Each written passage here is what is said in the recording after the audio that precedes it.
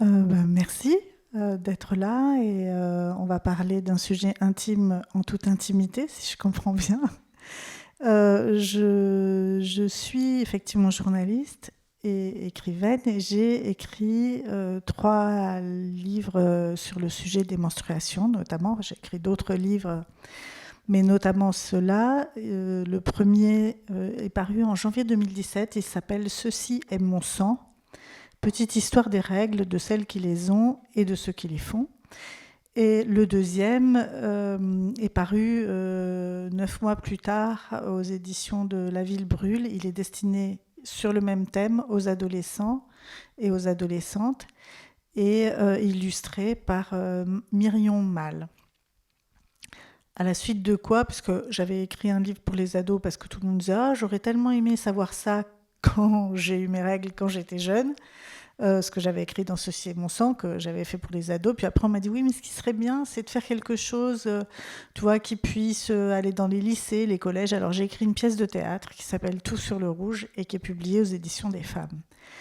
Alors, ça a fait de moi une sorte d'experte du sujet, mais autant vous dire que quand j'ai commencé à me pencher sur cette question en 2015-2016, au moment de l'écriture de mon livre, que je disais autour de moi que j'écrivais un livre sur les règles. Il est paru aux très sérieuses éditions de La Découverte.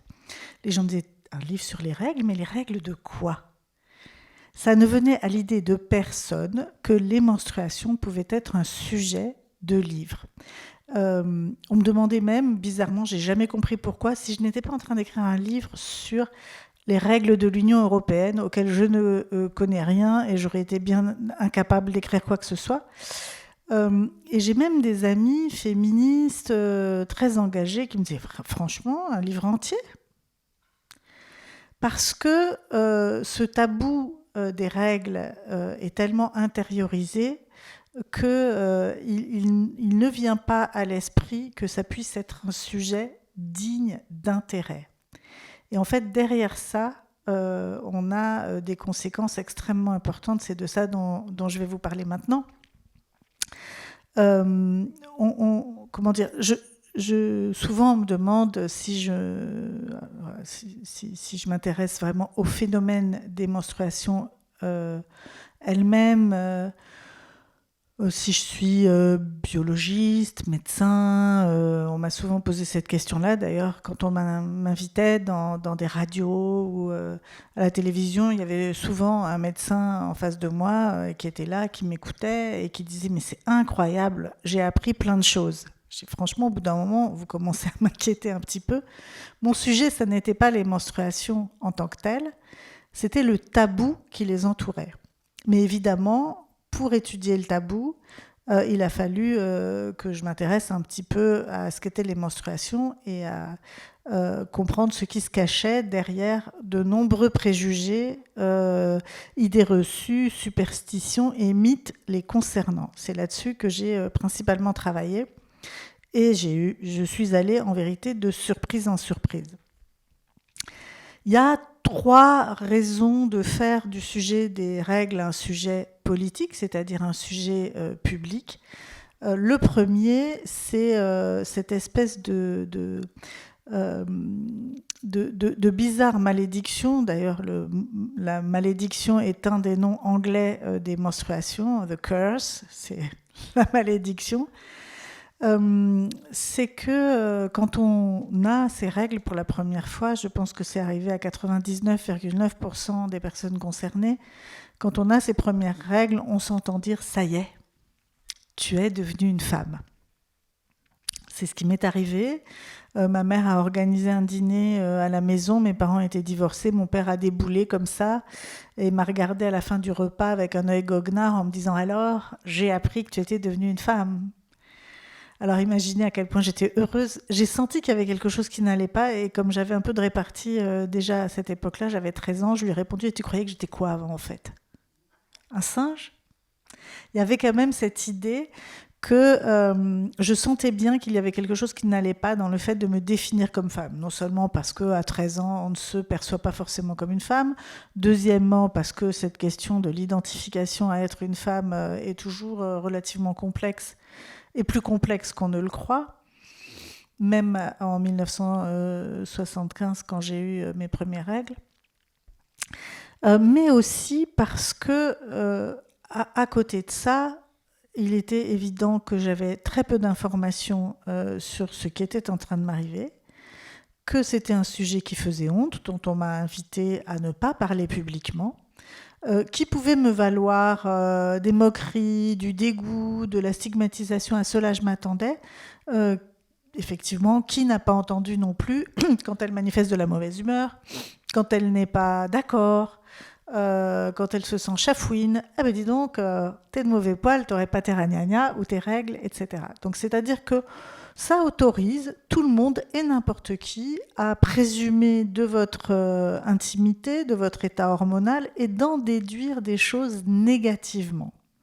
Et ça de façon répétée. Parce que les règles, on ne va pas les avoir une fois de temps en temps dans notre vie. On va les avoir entre 13 ans, en moyenne 12 ans maintenant, et 52 ans, quelque chose comme 450 fois dans une vie. C'est d'ailleurs la première fois dans l'histoire de l'humanité que les femmes ont autant leurs règles, ce qui n'est pas sans poser éventuellement quelques problèmes médicaux, puisque ça veut dire une production d'estrogènes importante. Et les estrogènes, quand on les produit de façon importante, ça peut être un terrain qui va favoriser le développement de certaines formes de cancer. Ça, c'est la première bonne nouvelle. Non, enfin, donc, on va les avoir souvent. Ça va représenter 2400 jours dans une vie, 6 à 7 ans. Et en même temps, dès le début, on ne voit, par exemple, les serviettes périodiques nulle part dans les lieux publics. On peut aujourd'hui, vous le savez, se procurer très facilement des préservatifs. Comme ça, si on a envie d'avoir des relations sexuelles sécurisées en pleine rue et en pleine nuit, c'est possible. En revanche, si on est en boîte, au restaurant, dans le train, à l'école, bien entendu, au collège, au stade, au gymnase, à la bibliothèque, à la médiathèque, au centre culturel Jean Vilar, eh bien, on n'a pas accès à des protections périodiques. Il n'y en a pas. Il y a bien du papier toilette à peu près partout. Je passe sur le problème assez typiquement français de l'état déplorable des toilettes publiques. C'est un autre sujet. Mais en vérité, voilà, alors que ça répond aux besoins de, on va dire, la moitié de la population, 17 millions de femmes en France ont des règles tous les mois, eh bien, on ne prend pas ça en compte dans l'espace public. Donc, on vit quelque chose d'important qui influe notre vie quotidienne, qui influe évidemment notre santé, qui est indispensable à la reproduction. Jusqu'à nouvel ordre, on est une espèce sexuée. Donc nous produisons des gamètes sexuels qui sont les ovocytes, par parenthèse, la plus grosse cellule du corps humain. Le gamète sexuel femelle, aussi appelé ovocyte, c'est le seul visible à l'œil nu. On est avec 1 million d'ovocytes à la naissance, on n'en aura plus que 300 000 à la puberté et on va en ovuler, donc en préparer pour la fécondation éventuelle, environ 400 450 de qualités diverses.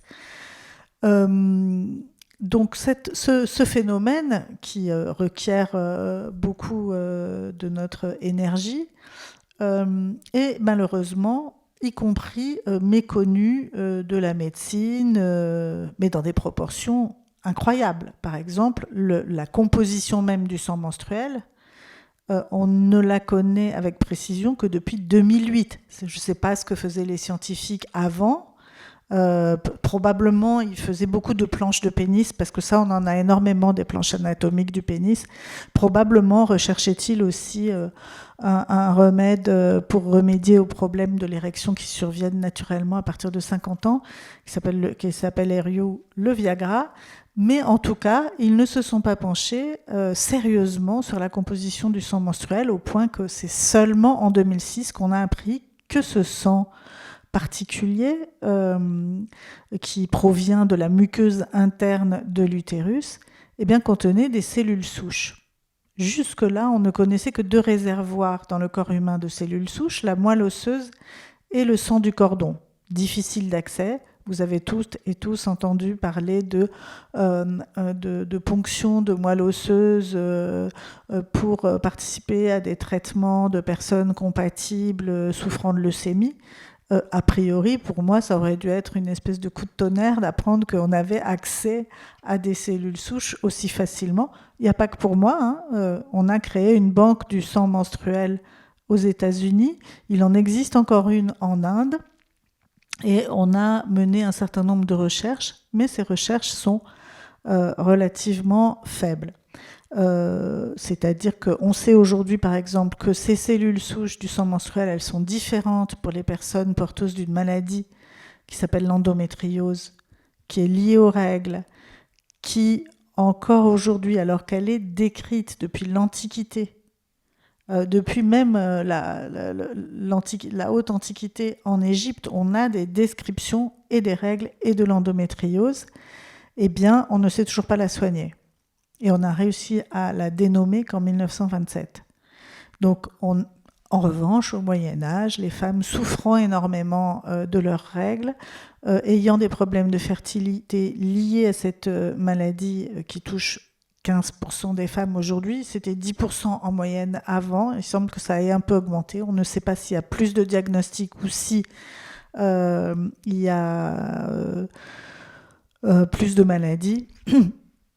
Toujours est-il que cette maladie, on ne sait toujours pas la soigner, on ne sait toujours pas la prendre en compte, et qu'au Moyen-Âge, une personne qui souffrait tellement pouvait être considérée comme possédée par Satan, et éventuellement souffrir et être poursuivie comme sorcière simplement parce qu'elle manifestait de la douleur.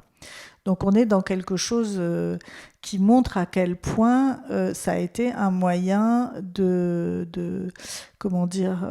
relégation des femmes. Le fait d'avoir des règles a souvent été invoqué pour empêcher aussi le fait qu'elles aient les règles a souvent été un argument avancé pour leur empêcher qu'elles aient le droit de vote et donc le droit d'être élues, d'avoir des responsabilités, de prendre des décisions, puisqu'elles étaient supposées être otages de leurs hormones une fois par mois, et que par conséquent on ne pouvait pas leur faire confiance pour rester rationnel, ce qui était demandé à un chef pour avoir de l'autorité et pour être cru. Donc on voit bien que c'est un système. Alors ce système, il a, à partir de ces tout petits éléments, quelques conséquences. La première, eh bien, sans surprise, quand on vous dit que vous êtes une femme à partir d'un élément qui fait honte, qui suscite du dégoût, un dégoût, qu'on n'hésitera pas à manifester ouvertement, qu'on doit cacher ce qui nous arrive et qui nous arrive dans l'intimité, ça ne développe pas, sans surprise, l'estime de soi. C'était une des raisons qui m'avait poussée à écrire Ceci est mon sang au début. J'avais l'intuition que le tabou des règles, il participait de l'intériorisation par les femmes d'un sentiment d'infériorité. Un sexe relégué, caché, des règles qui sont censées être sales, qui les renvoient à une notion d'impureté. Donc ça, c'est la première chose. La deuxième chose, c'est qu'évidemment, dans l'ignorance qui entoure les règles, l'absence de transmission véritable autour de ça et les peurs qui entourent le phénomène, on va développer une sensation de déni. C'est quelque chose à quoi on va essayer de ne pas penser. On ne veut pas s'identifier à cette personne potentiellement impure, sale, dégoûtante, et s'interdire également une perception juste de nos ressentis. En témoigne la chose que l'on entend quand on est femme également, la douleur, c'est normal. La douleur, on l'intériorise, on a une relation de déni vis-à-vis de ça, Et ça a aussi des conséquences sur la santé, sur le bien-être, et même tout bonnement, hein, tel que décrit l'Organisation mondiale de la santé. L'état de bonne santé, ce n'est pas l'absence de maladie, c'est le sentiment de bien-être et de confort. Donc il y a un inconfort important, répété, qui fait qu'on doit toujours prévoir, qu'on a toujours peur de se tâcher, d'être vu ou surprise en état de menstruation. En témoigne le nombre de femmes, toutes les études nous le disent, 60 à 70% des femmes qui sont mal à l'aise à l'idée d'aller acheter des protections périodiques, qui vont les mettre sous la salade au supermarché, qui vont baisser la voix quand elles vont la demander en pharmacie.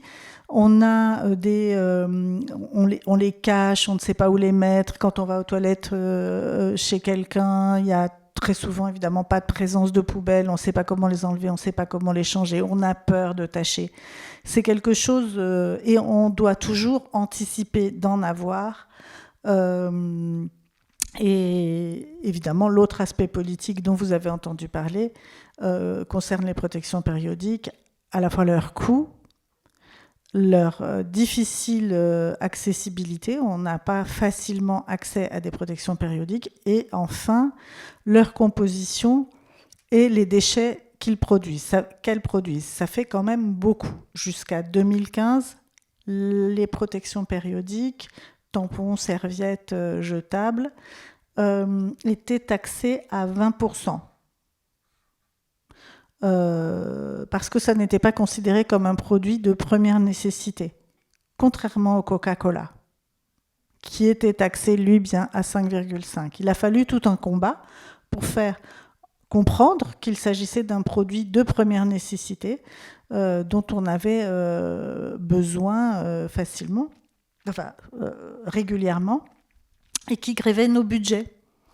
Alors, premièrement, pour les personnes en situation de précarité ou grande précarité, les personnes sans abri, c'est 40% sont des femmes et peuvent avoir un besoin de protection périodique. Pour ces personnes, on s'est un petit peu, dans les dernières années, mobilisé. De la même manière, il faut savoir que 30% des femmes disent qu'elles ont eu à choisir entre, grosso modo, s'acheter des pâtes ou des protections périodiques, par exemple les étudiantes avec des très faibles revenus. Et puis bon, encore une fois, pensons aux personnes que nous avons considérées comme accomplissant des fonctions essentielles pendant l'épidémie de Covid. Les personnes qui se lèvent à 3h du matin, les aides-soignantes, les aides ménagères, les caissières, toutes celles, les infirmières de nuit, les personnes qui travaillent, alors ce n'était pas le cas là, mais dans la restauration et dans l'hôtellerie, toutes ces personnes-là qui font des travaux physiquement durs, souvent très mal payés, et qui n'ont ni protection périodique sur le lieu de travail, ni salle de repos à proprement parler, et pour qui le fait d'avoir les règles devient un vrai élément de discrimination et économique et sanitaire d'une certaine manière.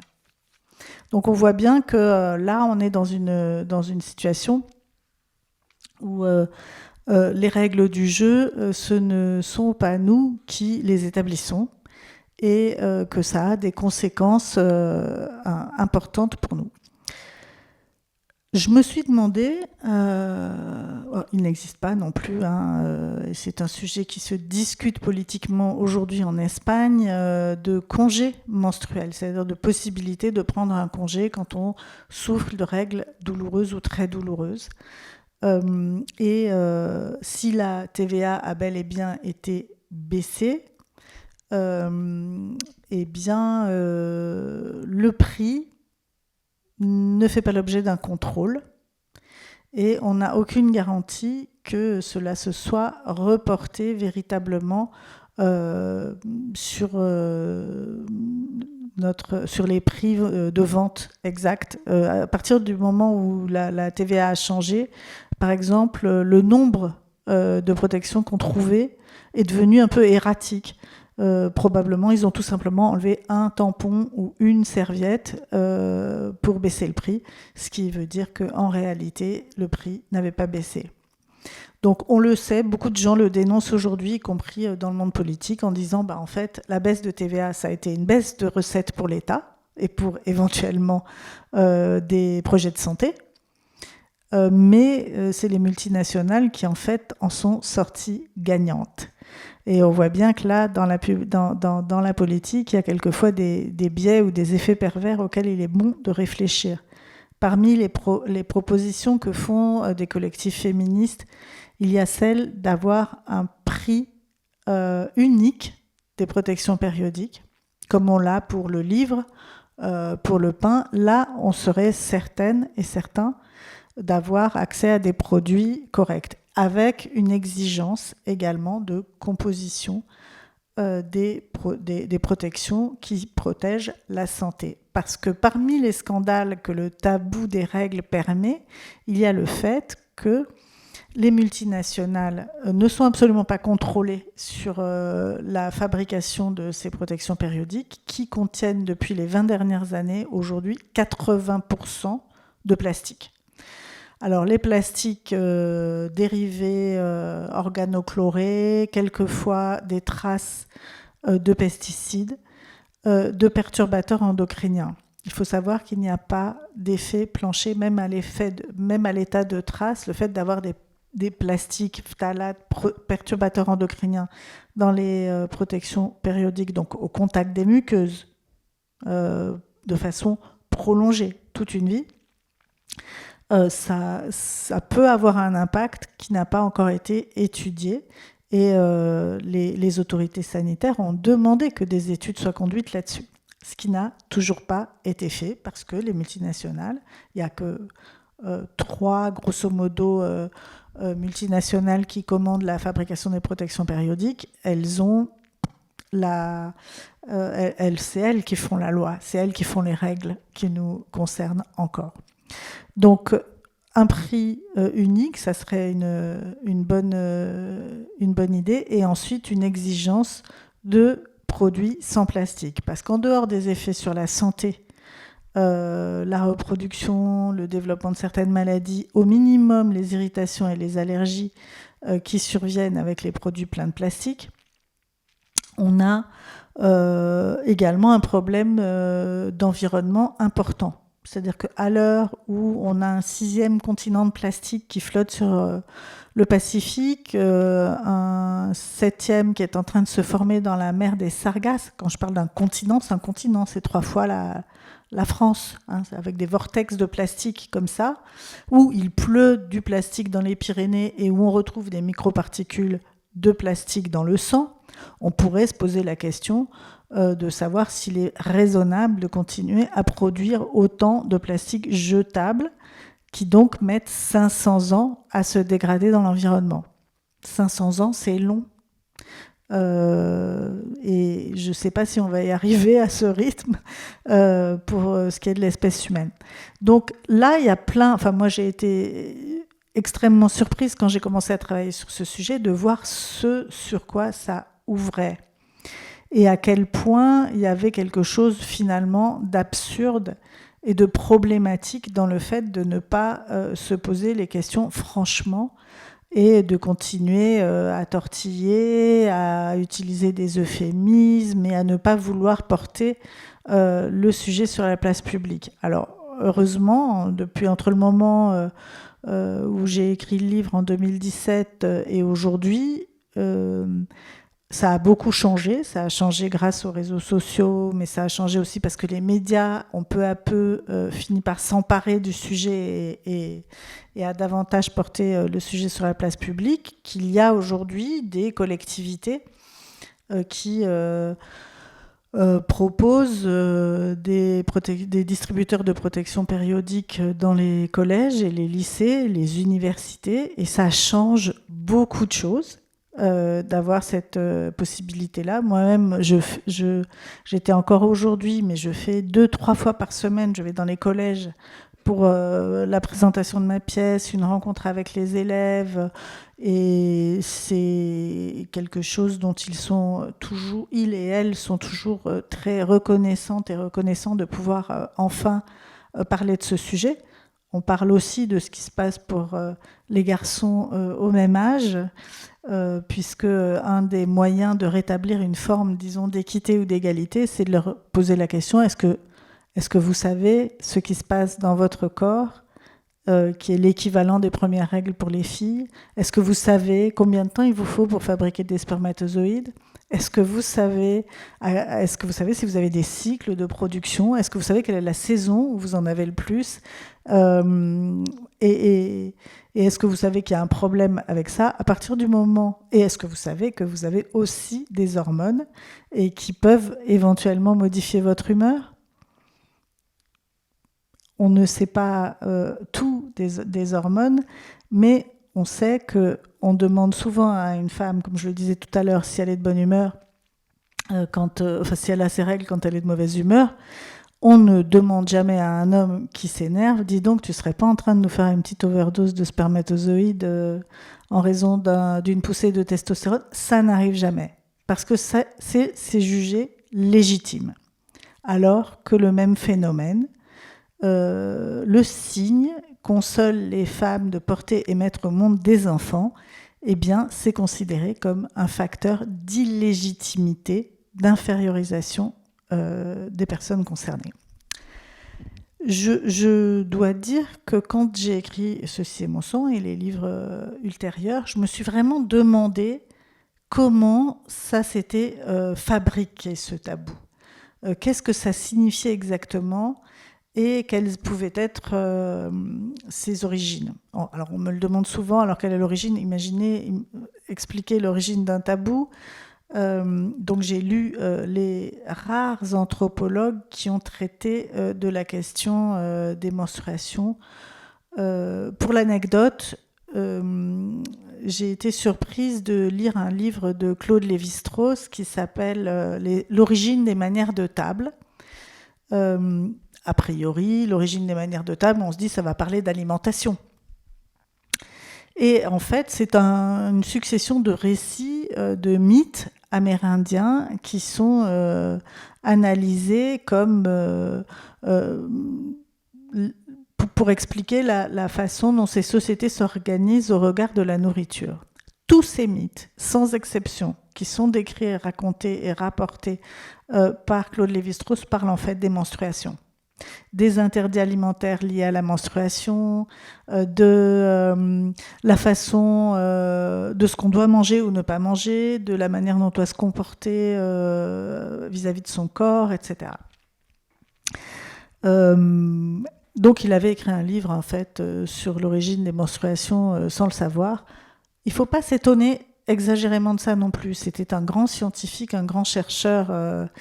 Et néanmoins, c'est quelqu'un qui pouvait écrire dans ses carnets « Nous sommes arrivés dans le village, il était vide, il ne restait que les femmes et les enfants car tous les hommes étaient partis. » Le village était donc vide. On peut espérer que ce grand chercheur allait comprendre aussi un certain nombre de choses. Alors heureusement, il n'a pas été le seul à se rendre ici ou là, mais l'anthropologie est une science complexe. Néanmoins, j'ai trouvé un anthropologue qui s'était penché sur le cas des menstruations. Et alors lui, c'était tout l'inverse. Il s'appelle Chris Knight, c'est un anthropologue britannique, marxiste par ailleurs. Et lui avait la certitude qu'autour du tabou des règles et autour de la question des menstruations, s'étaient créées les premières civilisations, les premières divinités, et ce qu'on pourrait appeler la base d'une civilisation, le passage de l'animal à l'être humain, c'est-à-dire qu'on ne se reproduit plus par instinct. Quand on en a envie, on se reproduit à des moments précis qui sont décidés et prévus à l'avance par un certain nombre de personnes, en l'occurrence là, on va dire les femmes. Lui il dit 3 choses. Les femmes ont observé les premières, depuis bien longtemps, une coïncidence entre le cycle menstruel et le cycle lunaire. De cette coïncidence, elles ont fait un lien de causalité. Elles ont été, de ce fait, dit-il, les premières astronomes, observant le cycle des jours et des nuits, les cycles de la Lune, les mouvements cosmiques, les saisons. Elles ont appris à prévoir quoi? Elles prévoient d'abord la naissance possible d'un enfant. En combien de lunes on ne saigne pas, on va pouvoir imaginer quand va naître un enfant. Et on va pouvoir le calculer, ce qui fait d'elles, dit-il aussi, les premières mathématiciennes, puisque les premières tablettes de calcul que l'on retrouve sont en réalité des calendriers menstruels qui essayent de calculer, on le voit bien, des cycles et des grossesses, que chaque jeune fille, on l'a retrouvée aussi, avait une petite statuette avec des barres qui signaient ces menstruations, leur retour ou leur non-retour. Et le tabou de base, il était sur l'interdiction des relations sexuelles pendant les règles. Et ça, c'est un phénomène assez essentiel puisque, d'après Chris Knight, ce sont les femmes qui ont décidé quand on pouvait ou pas avoir des relations sexuelles. Et qui ont, en fonction des ressources que l'on avait alimentaires. Et ça, c'est intéressant, ça rejoint un peu l'histoire de Claude Lévi-Strauss, puisque il y a 3 raisons, grosso modo, qui vont faire qu'une personne pubère et qui n'est pas ménopausée va cesser d'avoir ses règles. La première raison, c'est une grossesse. La deuxième raison possible, c'est l'absence de nourriture. Et ça, on l'a observé dans les grandes aménorrhées de famine, par exemple sous Louis XIV. On a des grandes famines qui font que les femmes cessent d'avoir leurs règles pendant le siège de Paris, juste avant la Commune. Les femmes ont cessé d'avoir leurs règles en raison de la famine. Pendant la Première Guerre mondiale, la Deuxième Guerre mondiale, on observe ce phénomène évidemment dans les prisons également, pour des raisons un peu différentes, mais on a donc un arrêt des règles quand on n'a pas suffisamment de nourriture. On a un arrêt des règles aussi quand on fait une activité physique trop intense. Les jeunes filles aujourd'hui, ou qui sont malades d'anorexie, ou qui sont sportives de haut niveau, qui pratiquent plus de 2 heures de sport par jour, peuvent avoir une perturbation du cycle hormonal et cesser d'avoir leurs règles. Donc cesser d'être potentiellement fertile. Tout ça, on l'avait observé. On l'avait observé parce qu'on est dans des sociétés sédentaires. La nourriture, on est encore on parle de longues périodes où il faisait très très froid, en tout cas en Europe, et où l'accès à la nourriture allait ou pas conditionner d'être potentiellement fertile.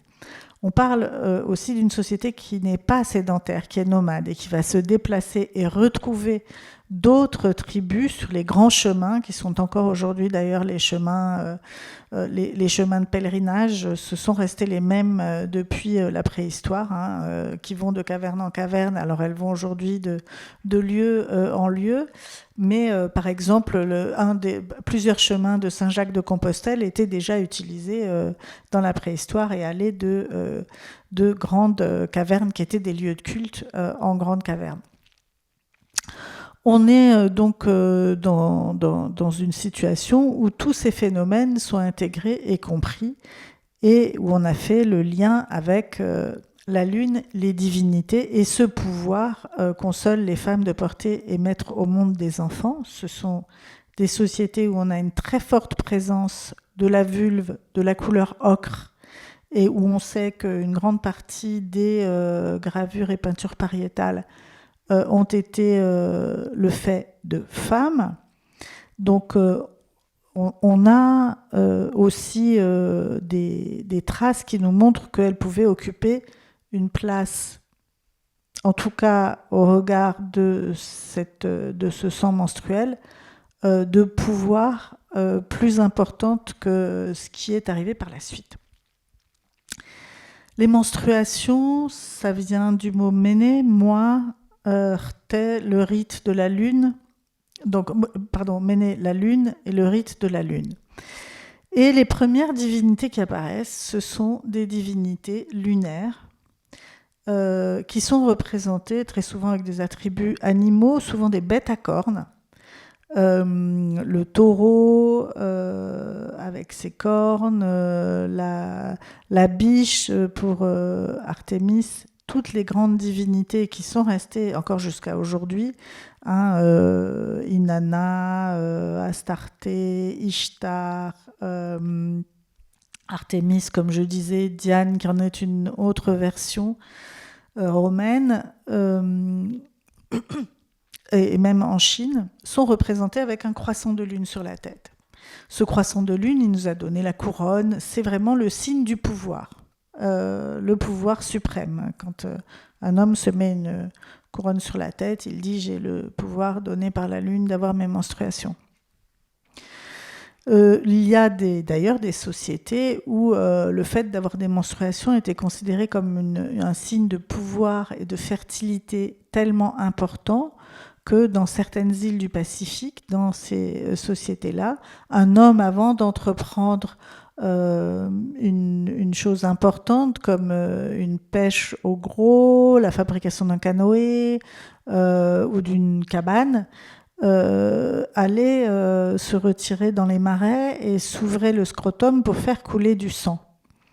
Parce que c'était le signe qu'on pouvait réussir à accomplir quelque chose d'important. C'est une chose qui m'a intéressée, évidemment, c'était de voir toutes les représentations qu'on pouvait avoir des règles qui étaient si radicalement différentes de celles qui m'avaient été transmises et de celles auxquelles je m'attendais.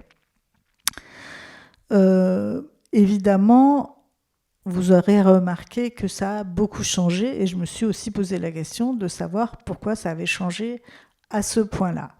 Alors le tabou, de toute façon, par définition, il est double. Il vient d'un mot polynésien, tapu, qui veut dire fortement marqué. C'est en fait la même origine ou la même étymologie que le mot stigmate. C'est une marque très très forte et c'est une marque de pouvoir et de danger. Donc on ne touche pas les personnes qui sont tabous. Est tabou le sang menstruel et la femme qui a du sang menstruel.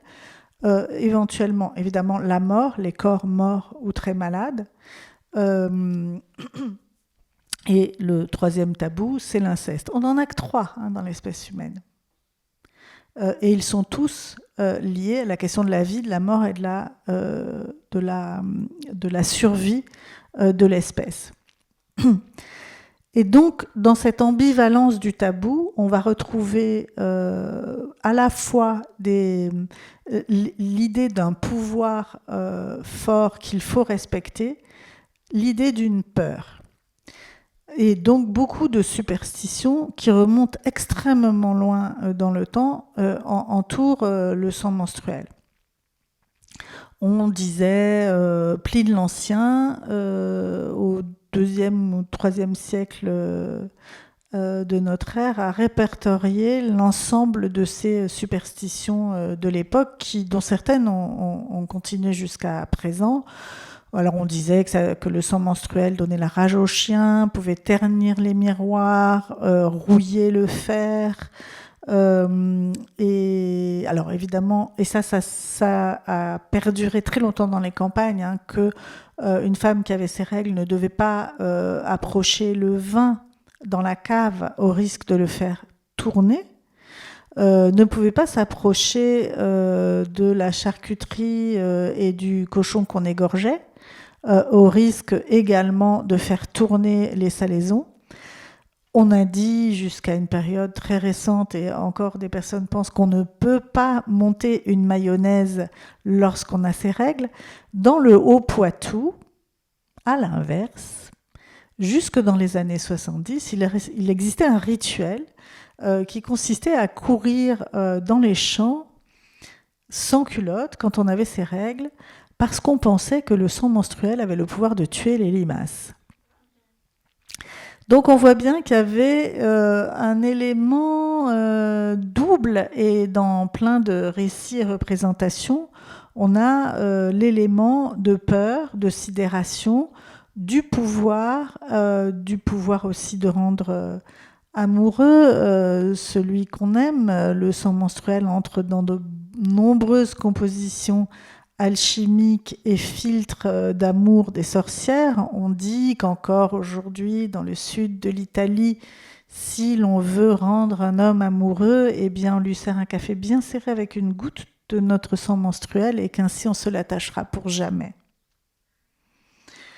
Alors, on s'est posé beaucoup de questions. Pourquoi tant de peur ? Alors, pour aller rapidement, il s'agit de faire respecter cet interdit des relations sexuelles pendant les règles, pour que les femmes aient le seul contrôle de ce phénomène-là, et que les hommes ne se l'approprient pas.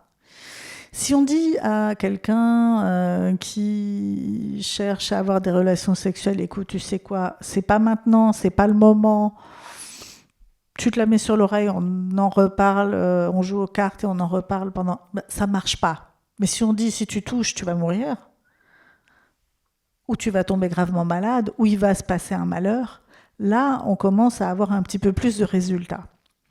Et puis, il y avait aussi, évidemment, le fait que le sang menstruel, il est rattaché au sang de la naissance, au possible accouchement. Il est similaire, que par ailleurs, eh bien, quand le sang coule, il peut amener la mort. Donc, on a cette ambivalence vie-mort qui s'attache à la question du sang menstruel, et qui va donner lieu à de nombreuses explications plus ou moins logiques, jusque dans les années 1920, où un médecin dont le nom m'échappe à la seconde, je crois que... bon, peu importe, il avait inventé une théorie, la théorie des ménotoxines, parce qu'il avait observé que la secrétaire de son cabinet, quand elle recevait des fleurs et qu'elle avait ses règles, eh bien, les fleurs fanaient plus vite, d'après lui. Et donc la théorie des ménotoxines, c'était que les femmes dégageaient un gaz délétère lorsqu'elles avaient leurs règles, qui avait le pouvoir de tuer les végétaux autour. Et ce qui est presque un renversement par rapport à l'idée, au contraire, que le sang menstruel, c'était le signe de la fertilité. Et c'était aussi quelque chose qui était beaucoup convoqué pour l'agriculture. On faisait une comparaison entre, effectivement, le fait d'être fertile et de pouvoir mettre au monde un enfant, et de pouvoir rendre fertile son environnement. Donc, en réfléchissant et en me demandant mais comment on en est arrivé à un renversement tel, c'est-à-dire que le sang menstruel lui-même, puis les femmes ont été stigmatisées et infériorisées par ce qui était a priori le signe du plus grand pouvoir, ne sachant pas par ailleurs quand les hommes auraient compris réellement la part qu'ils prenaient à cette conception. Hein, voilà, ça restait aussi du registre du mystère, d'où toute cette divinisation de femmes vierges. Hein, toute l'idée étant que il y a de montrer ce pouvoir suprême qui n'implique pas d'homme. Et c'est une représentation symbolique de puissance extraordinaire qu'on retrouve dans certains cultes, comme celui de Cybèle, hein, où le culte de Cybèle, on a un prince consort qui vient épouser la grande prêtresse de Cybèle. C'est un culte qui s'est poursuivi jusqu'aux 300 ans après notre ère. Hein. Les prêtres sont des eunuques. Ils pratiquent eux-mêmes l'autocastration. Donc on est dans quelque chose avec un pouvoir du féminin assez extraordinaire. Donc ça a connu diverses variations. Je me suis un peu penchée sur l'Antiquité grecque parce que je me demandais de quelle manière on représentait, par exemple, dans l'Antiquité, cette question des règles. J'y suis venue parce que parmi les expressions très nombreuses et souvent pittoresques pour exprimer les règles, il y a avoir l'armée rouge dans sa culotte, la Ferrari garée devant la porte, la visite d'un marquis, d'une tante, ou hisser le drapeau japonais. Il y en a une qui m'intriguait qui est avoir ses ours. Et je me demandais d'où ça pouvait venir, cette idée, avoir ses ours. Alors, il y a plusieurs interprétations possibles. Ça pourrait être une allitération de avoir ses jours. Et aussi, ça pourrait renvoyer à la grande déesse Arctée, Artémis, qui veut dire l'ours puissante. Arctée aussi, et Arthur, et beaucoup, l'ours était le grand totem, on rejoint le totem et le tabou, était le grand totem de l'Europe. Plusieurs villes portent un nom qui vient de l'ours. Et le mythe de la légende arthurienne renvoie à aussi une conquête de l'ours. Et l'ours est une représentation symbolique de la grande déesse. Et il se trouve que la déesse Artémis on a retrouvé dans un des temples d'Artémis à Athènes, sur les colonnes, des inscriptions où les personnes en dévotion viennent remettre des cadeaux à la déesse pour obtenir sa protection. Et parmi ces cadeaux, on a donc des pierres précieuses, des vêtements, des encens. Et revenait un mot tout le temps, c'était le mot rakos. Or, le mot rakos, grosso modo, rapidement traduit, ça veut dire serpillière. Donc, les historiens et archéologues se sont demandé pourquoi, diable, des jeunes filles, puisqu'on disait telle jeune fille, tel âge, allait offrir des serpillières à la déesse. En fait, une archéologue s'est rendue compte que le mot rakos, il servait aussi à désigner le linge qui reçoit le sang des lochis, donc au moment de l'accouchement, et que peut-être ce sang neuf de très jeunes filles, eh bien, c'était le premier sang qu'on allait offrir à la déesse. Les disciples d'Artémis étaient appelés les oursonnes. Elles avaient un certain nombre de rituels pour apprendre à la vie. C'est la déesse chasseresse, c'est la déesse vierge, c'est la déesse qui vit, non pas nécessairement vierge, mais sans homme. Elle est tout d'abord Artémis célibataire. Et là, je reviens un petit peu à l'histoire des animaux attributs. Je vous ai parlé tout à l'heure des animaux à cornes, qui sont souvent les attributs de ces déesses et qui ont été parmi les premiers animaux qui ont été divinisés. Pourquoi ? Parce qu'en fait, et on retrouve ça aussi dans plein de dolmens qui ont des formes d'utérus, parce que la tête du taureau avec les cornes, ça représente symboliquement l'utérus et les trompes. Idem pour l'agneau, le mouton, qui a aussi une forme évocatrice, ou la biche. Et il y a quelque chose là qui importe beaucoup, les sacrifices animaux consistant à ouvrir la gorge de l'animal pour en faire couler du sang. En réalité, symboliquement, c'est une manière de créer des règles pour invoquer la fertilité et la réussite de quelque chose. Parce que c'est ça qui est considéré comme le pouvoir suprême. Et là, on en arrive à un moment assez intéressant. C'est le moment où ça se renverse, le moment où ce pouvoir devient capté par d'autres représentations et un autre pouvoir. Ce moment, il survient plus ou moins au milieu du néolithique, avec le néolithique, il y a 12 000 ans à peu près, vous en avez toutes et tous entendu parler, j'imagine. C'est le moment où on se sédentarise, on invente l'agriculture, on domestique les animaux, on change radicalement nos modes de vie, on crée les premières cités-États et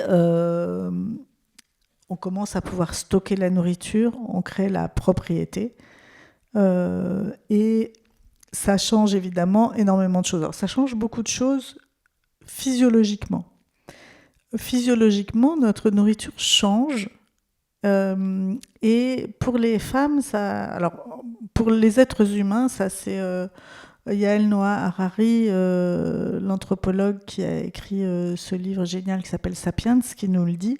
À partir du moment où on peut stocker la nourriture et où on mange des produits de l'agriculture, et en particulier les céréales, de façon majoritaire, eh bien, notre corps devient beaucoup moins puissant. Enfin, je dis notre, moi j'y étais pas personnellement, mais enfin, peut-être des cellules de moi ont été là à un moment. On voit très bien que les corps humains se dégradent, deviennent plus petits, plus faibles, résistent moins aux maladies qui elles-mêmes se développent dans les cités-États avec la promiscuité. C'est les premières épidémies. Avant, ça n'allait pas beaucoup plus loin que la taille d'un clan. Et ça n'avait pas du tout le même impact. Et aussi à proximité des animaux avec qui on vit. On ne les chasse pas en dehors du site d'habitation qui par ailleurs est souvent provisoire. On vit avec ces animaux et donc les premières grandes épidémies arrivent. Et puis il se produit autre chose, donc cette nourriture beaucoup plus riche en glucides qu'en protéines. Les glucides, ça a une importance dans la production d'estrogène. Ça va produire plus d'estrogène et on va avoir plus de grossesse. Contrairement à ce qu'on s'imagine, les femmes préhistoriques n'avaient pas beaucoup d'enfants. Elles en avaient 3 au grand maximum. Elles les allaitaient pendant 3 à 5 ans, ce qui avait pour effet de bloquer l'ovulation. Et comme elles avaient une nourriture très faiblement sucrée, c'était beaucoup plus efficace. Également parce que on suivait davantage les cycles diurnes et nocturnes qui conditionnent nos productions d'hormones. Et à partir du néolithique, il va se passer ce qui est, d'après Noah Harari, le désastre des femmes. Elles vont faire un enfant tous les ans. Pourquoi ? Parce que aussi elles peuvent diversifier la nourriture, elles ont besoin d'aller travailler, tout le monde a besoin de travailler. C'est documenté dans la Bible, la sortie de l'Éden, c'est tu accoucheras dans la douleur et tu vas travailler pour gagner ta nourriture. L'homme et la femme préhistoriques avaient besoin de consacrer 3 à 4 heures par jour à la cueillette et à la chasse. Pas davantage. L'agriculture, c'est notre paire de manches, c'est 10 heures par jour. Et c'est être coincé dans des lieux fermés, dans ces fameux villages. Alors, je caricature bien entendu parce que tout ça s'est produit sur des centaines et des milliers d'années, de façon différente selon les lieux, les peuples, les cultures. Mais grosso modo, on se retrouve avec cette situation où on sait que, au milieu du néolithique, il y a 5-6 000 ans, les femmes se mettent à faire des enfants tous les ans. Et ces enfants, ils meurent avant l'âge de 5 ans dans 70% des cas. Imaginez ce que ça cause physiquement et psychiquement comme chute et comme affaiblissement global des femmes que d'être placées dans cette situation. Perpétuellement enceinte, incapable de nourrir l'enfant, tout devient compliqué, miraculeux et incompréhensible, où avant, il y avait le sentiment d'une certaine maîtrise des choses à travers des rituels qui étaient centrés, nous disent certaines anthropologues actuelles, sur le féminin et le vivant. non pas sous la forme d'un matriarcat en dehors du culte de Cybèle, mais qui est relativement marginal quand même, mais l'idée que ces sociétés s'étaient organisées autour d'un féminin qui était le centre et non pas le sommet. Avec le grosso modo le milieu du néolithique, il y a le grand renversement patriarcal. Là aussi, c'est bien documenté dans la Bible, et voilà comment ça se passe au plan symbolique.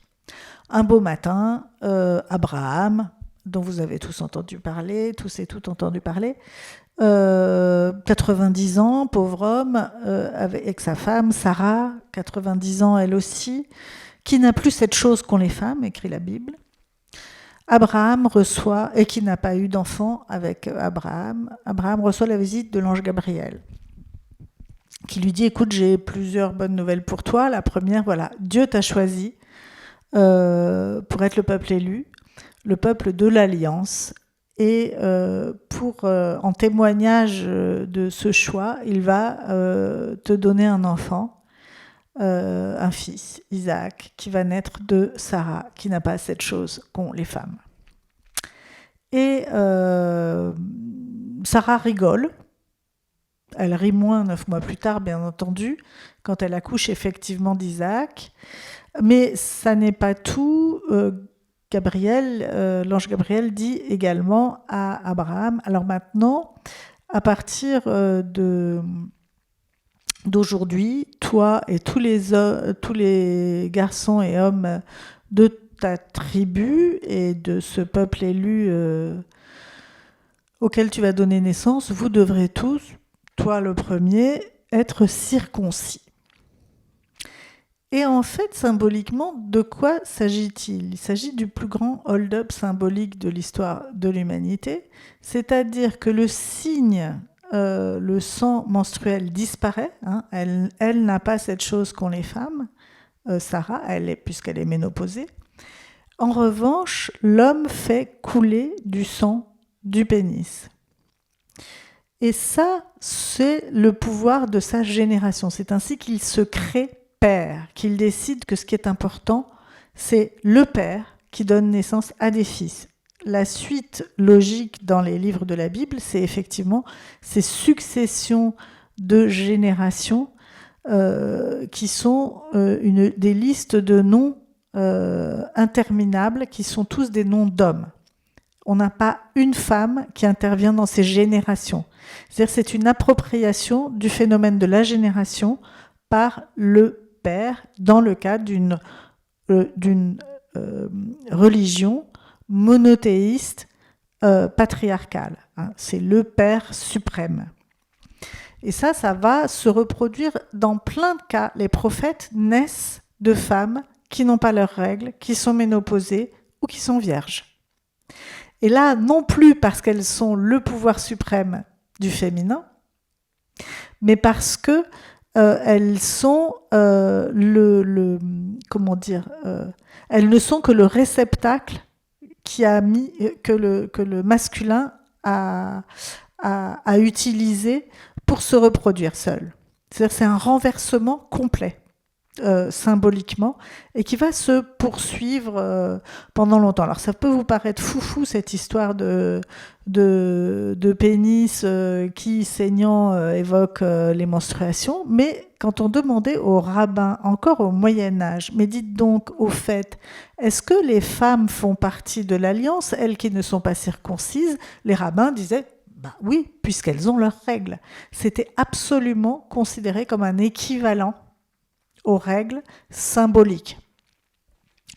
À partir de là, sans surprise aussi, on commence à avoir des représentations dans lesquelles les règles sont considérées comme facteurs d'impureté, de faiblesse, quelque chose qu'il faut absolument cacher. Il faut cacher ce signe de pouvoir pour exalter le pouvoir du masculin. Et ça se met en place toutes les sociétés, et en particulier les sociétés oppressives, se construisent sur une propagande. Voilà, les Américains ont conquis un pays, exterminer les Indiens, détruit leurs terres, fait venir des esclaves pour les cultiver, se disent les plus puissants en ayant tout volé et tout pillé. Ils ont Hollywood qui nous dit qu'ils sont la plus grande démocratie du monde. Et ils ont effectivement une domination absolue par la propagande. Alors il y a une propagande, là, et son grand livre, c'est la Bible, qui nous explique des choses qui sont contraires, y compris à notre bon sens, parce que ça n'a pas grand sens que de dire qu'il y a quelqu'un qui commande et quelqu'un qui obéit. C'est quand même complètement fou quand on y réfléchit. Et pourquoi cette domination s'exercerait ? Ce qui m'a intéressée, c'était de voir qu'en fait, derrière le tabou des règles et les mythes qui s'y rattachent, eh bien, il y a vraiment une question de pouvoir et de pouvoir politique très important. Ça se poursuivra, on le voit bien, jusque dans la religion chrétienne, sauf que là, on va avoir une petite variante, puisque, vous vous rappelez tous la scène, on sait que les chrétiens ne pratiquent plus la circoncision. C'est un petit peu embêtant parce qu'il faut quand même un rituel pour signifier l'alliance avec le Seigneur. Et ce rituel, c'est « buvez, ceci est mon sang, mangez, ceci est mon corps ». C'est la transsubstantation. Et le « ceci est mon sang », il renvoie à des rituels qui existaient déjà à l'époque pré-chrétienne, qui consistait à boire du sang menstruel mêlé de vin ou de sperme pour faire alliance avec Dieu, parce qu'on considérait que c'était Dieu, c'est celui qui donne la vie. Et on avait bien compris que ces deux fluides, que sont le sperme, mais en particulier le sang menstruel, étaient essentiels dans ce phénomène. Et il y a beaucoup de traditions tantriques, par exemple, considèrent que le sang menstruel est un filtre d'immortalité. Dans certaines traditions d'alchimie taoïste aussi, on disait que ça donnait l'éternelle jeunesse à condition de s'abreuver à la source. Donc on a toute une série de représentations qui là sont réincorporées. Et Jésus, lui, va réincorporer du féminin. En tout cas, il va essayer du mieux qu'il peut avec sa grande plaie vulve. Et je vous ai épargné l'épisode d'Isaac sacrifié, à quoi il renvoie également, remplacé par un mouton, qui est donc l'animal du sacrifice, lequel poursuit cette représentation symbolique et mythique des règles. Donc voilà, on se retrouve avec une chrétienté qui reprendra peu à peu ce mythe de la virginité. Il vient beaucoup plus tard dans l'histoire, mais qu'est-ce que c'est Jésus ? C'est l'agneau de Dieu, et sacrifié. On est véritablement dans cette idée de réincorporer ce pouvoir du féminin et de le mettre au profit d'une conception patriarcale, qui est pourtant d'une certaine manière un progrès, puisque la stigmatisation des femmes et de leurs règles est moindre au départ dans les religions chrétiennes, même si, en raison de leurs règles, elles seront interdites de prêtrise assez vite. Ça va être codifié par l'Église ultérieurement comme une façon de les écarter de tous les cercles de pouvoir, ne pas communier pendant qu'elles ont leurs règles, etc. Il y a toujours cette angoisse du mélange des sangs, d'une certaine manière, le sang du Christ et le sang menstruel. Et ben voilà où s'arrête plus ou moins mon histoire. Évidemment, il y a de nombreuses choses qui ont perduré jusqu'à aujourd'hui. Mais assez étrangement, le tabou a été intériorisé de manière tellement forte qu'encore aujourd'hui, il est difficile d'en parler. Il est difficile de dire « j'ai mes règles » sans se sentir affreusement gêné. Et il me semble qu'en se réappropriant cette histoire dans sa totalité, en remontant très loin, eh bien, on voit aussi de quelle façon ce tabou peut être un facteur d'oppression.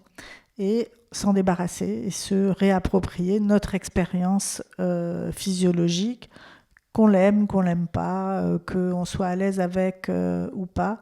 En réalité, c'est une libération que de pouvoir étudier cette question comme un sujet digne d'intérêt, puisque ça nous est renvoyé comme un motif d'indignité d'avoir nos règles, à partir du moment où on se dit « Ah oui, mais alors parlons un petit peu de la préhistoire », eh bien, on se rend compte que c'est un sujet digne d'intérêt.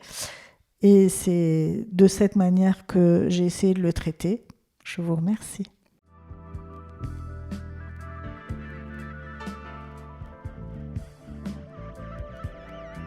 À un moment, vous avez évoqué les questionnements aujourd'hui, notamment à l'entreprise, sur le lieu du travail, sur la question des congés d'absence, et particulièrement pour les femmes qui ont des règles douloureuses, indépendamment de l'endométriose, juste le vécu. Justement, comment on peut parler de toutes ces approches nouvelles, comment ces questions se posent aujourd'hui dans le vécu, à l'entreprise, sur le lieu du travail, à l'école, à l'université. Qu'est-ce qui est en train de bouger?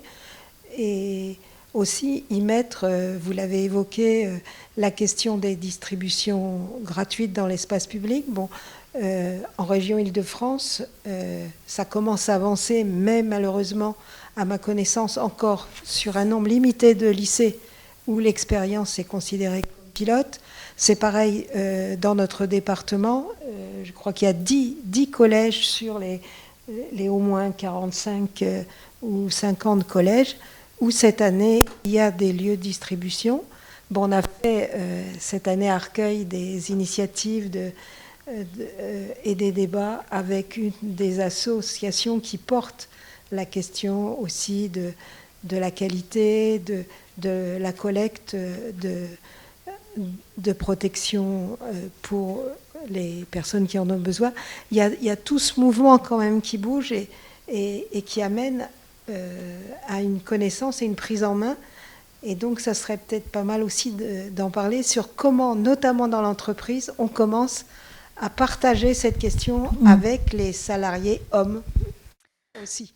Oui, de toute façon, c'est une question qui concerne tout le monde et toute l'histoire, c'est de sortir justement de ce truc, c'est une affaire de bonne femme.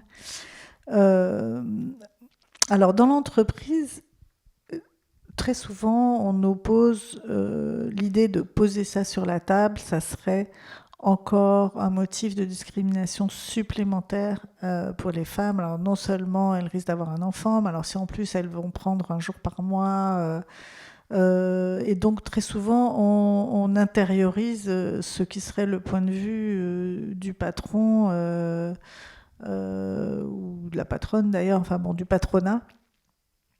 Et en réalité, à mon sens, il faut le poser un petit peu autrement. C'est-à-dire, il a existé en fait un congé menstruel, j'ai appris ça au cours de mes recherches, dans l'administration des douanes, imaginez-vous. Pendant la Première Guerre mondiale, les douaniers étant partis au front ont été remplacés par des femmes. Et vous savez bien, un poste frontière, on ne peut pas l'abandonner comme ça pour aller changer une protection ou parce qu'on a mal au ventre. Et les femmes ont dit, bah, écoutez, nous, il y a quand même des moments où on a des indispositions, donc nous demandons un congé pour indisposition qui leur a été accordé. Quand les hommes sont revenus du front, il s'agissait souvent d'hommes mutilés, traumatisés, les fameuses gueules cassées, et qui étaient recyclés souvent dans la fonction publique, dans le métro, comme douaniers, etc. et qui, à juste titre, ont réclamé un congé pour indisposition car ils étaient très souvent abîmés par ce qu'ils avaient vécu. Et bon, j'aurais envie de tirer deux leçons de ça. D'une part, si les femmes étaient aussi promptes que les hommes à demander l'équivalent d'un avantage, peut-être qu'on en aurait gagné plus. C'est-à-dire, eux, ça leur a posé aucun problème de dire, nous aussi, nous avons des indispositions. Et ils ont bien eu raison. Et ce congé pour indisposition, il a duré pendant très longtemps, je crois, jusqu'à la mise en place des 35 heures, en fait, où ça a été supprimé et remplacé, entre guillemets, par les RTT. Mais à l'époque, mais donc c'est vraiment la fin c'est le début des années 2000. Hein, jusqu'au début des années 2000, ce congé existait. Et moi, je trouve que c'est assez génial. Je trouve qu'il devrait exister un congé pour indisposition à prendre indifféremment, quel que soit l'âge, le sexe, le genre. Après tout, la ménopause peut aussi entraîner des difficultés ou de l'inconfort. L'andropause également. Certains hommes, s'ils s'écoutaient davantage, auraient peut-être ce besoin de la même manière que le congé maternité devrait être le même pour les femmes et pour les hommes, parce que c'est la seule condition pour pouvoir partager équitablement et éviter que les hommes progressent dans leur carrière. On parle toujours des gens comme si ils étaient tous des cadres moyens. On sait très bien que c'est pas comme ça la vraie vie, mais disons, ils peuvent progresser dans leur carrière et les études nous disent que c'est ce qu'ils font à partir du moment où ils ont des enfants, tandis que les femmes stagnent. Et par ailleurs, se retrouvent expertes de la maternité, des soins aux enfants et à leurs propres dépens, aux dépens de leur enfant, aux dépens aussi du père. Dans les pays où on a mis en place un congé paternité et maternité équivalent, comme dans les pays scandinaves, alors l'économie ne s'est pas effondrée, ces économies sont prospères. Et je ne vois pas pourquoi on ne pourrait pas faire quelque chose d'équivalent. On est très, on est très terrorisé par des prétendus manques de moyens pour mettre en place des mesures progressistes.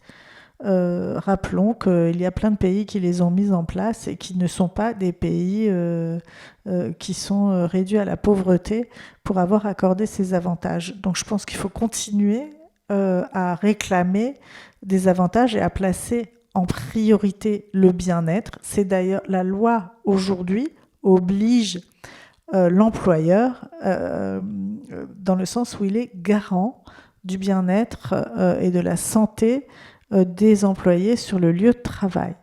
Donc tout ce qui pourrait en vérité y contribuer, comme la mise à disposition de salles de repos, de congés, par exemple, également sous la forme de la RTT. Une personne qui ne souffre pas de ces règles par rapport à une personne qui en souffre beaucoup pourrait donner ces RTT comme on le fait quand une personne rencontre une épreuve dans sa vie et que d'autres employés, d'autres salariés proposent solidairement de donner des heures pour que cette personne continue à pouvoir s'occuper de ce qui lui arrive, d'un enfant malade, d'un deuil qui la frappe, ou d'une grande difficulté, sans perdre son salaire. Ça pourrait être une chose aussi d'instituer cette forme de solidarité. Donc je crois qu'on a intérêt à être inventif et de ne pas se laisser intimider ou de s'auto-censurer, parce qu'on dit ça souvent, en fait, on va pas demander parce que sinon, voilà, si on avait fait ça à chaque fois, vous imaginez quand on a dit au patron, vous savez quoi, les enfants ils vont arrêter de travailler, ils ont dit qu'ils allaient pas s'en sortir. Bon, jusqu'à présent ils s'en sortent, hein. Ils s'en sont sortis. Pareil pour les congés, hein. Ils s'en sont sortis aussi. Qu'est-ce que vous pensez des nouvelles méthodes de protection, comme la CUP, qui est difficile finalement pour les jeunes filles, c'est difficile pour elles de prendre ce genre de choses en main. Et quand on regarde dans les collèges, on apprend aux enfants comment on met un préservatif. Est-ce qu'on ne pourrait pas, étant donné que c'est plus écologique, d'utiliser la cup ou d'utiliser des culottes de règles lavables, un peu faire de l'information aux jeunes filles qui vont avoir leurs règles à ce sujet? Si, c'est une très bonne idée. Il y a effectivement la cup. Euh, Étrangement, la première personne qui a dessiné une cup, c'est 1867. Le premier dessin qu'on a retrouvé d'une coupe menstruelle. Donc c'est une sorte comme une tétine qu'on peut mettre à l'intérieur en la pliant et qui va, en s'ouvrant, recueillir le sang menstruel. C'est l'occasion de dire que on perd pas tant de sang qu'on l'imagine. Il fallait être Hippocrate 500 ans avant notre ère pour s'imaginer que nous perdions un demi-litre de sang par cycle, où en réalité on va perdre sur plusieurs jours l'équivalent d'une tasse de café ou de thé.